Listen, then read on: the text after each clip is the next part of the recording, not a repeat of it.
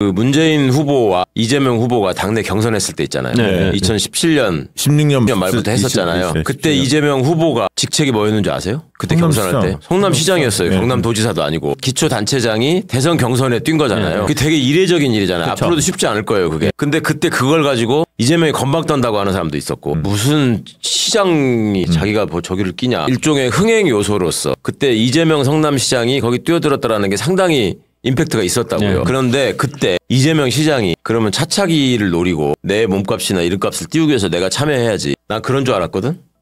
근데 아니에요. 아세요 그거?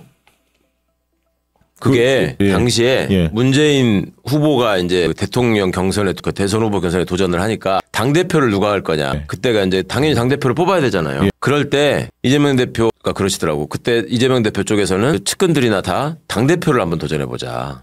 그래요? 그 생각을 했었다는 거야. 그러니까 주변에서는 그렇게 얘기하는데 이재명 대표 본인은 시장이 당대표를 하는 게 그 말하면 공무원의 정치적 중립 의무하고 이게 문제가 생기지 않나 뭐 그렇게 멈칫거리고 있었대. 근데 문재인 후보 측에서 이재명 대표한테 대선 경선에 참여해라. 그러니까 당대표 하는 거는 지금 우리 진영이나 대선 승리에 큰 의미나 임팩트가 없다. 대선 경선에 참여를 해가지고 이 판을 키우자. 그리고 재밌게 만들자.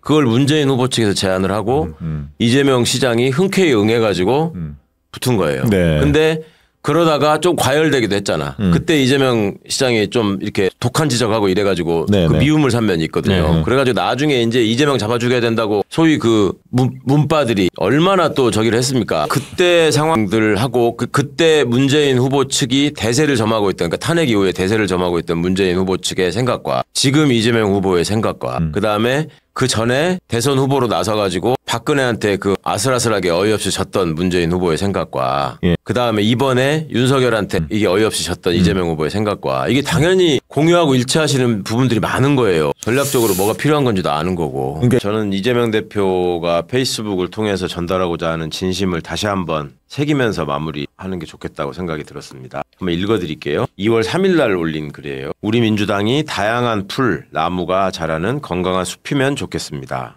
한 목소리만 나오지 않도록 오히려 다른 목소리를 권장하면 좋겠습니다. 우리 안에 다른 의견을 배격하면서 내부 다툼이 격화되면 누가 가장 좋아하겠습니까? 우리는 대한민국 역사에 기록될 항전을 치르고 있습니다. 반헌정 세력과 싸워 반드시 승리해야 합니다. 저 극단과 이단들로부터 대한민국을 지키고 헌정 질서를 회복하는 것보다 시급한 일은 없습니다. 내부의 차이를 확인하는 것보다 민생을 살리고 경제를 살리고 안보를 살리고 민주주의를 살리는 것이 더 중요합니다. 필승을 위한 강철검이 필요한 지금 다양한 원소가 결합할 때 강력한 합금이 만들어진다는 지혜를 잊지 말아야겠습니다. 우리는 반드시 승리할 것입니다. 한 가지 꽃이 아니라 수많은 꽃이 흐드러지게 피는 백화제방을 함께 꿈꿨으면 좋겠습니다. 그날까지 작은 차이로 싸우는 일은 멈추고 총구는 밖으로 향했으면 합니다. 이게 이재명을 지지하는 사람들 또 이재명을 비판하는 사람들이 공통적으로 다 새겨야 될 얘기 아니겠습니까? 중요한 말씀. 이 부분 굉장히 중요한 말씀이고 절대 잊지 않으셨으면 좋겠습니다.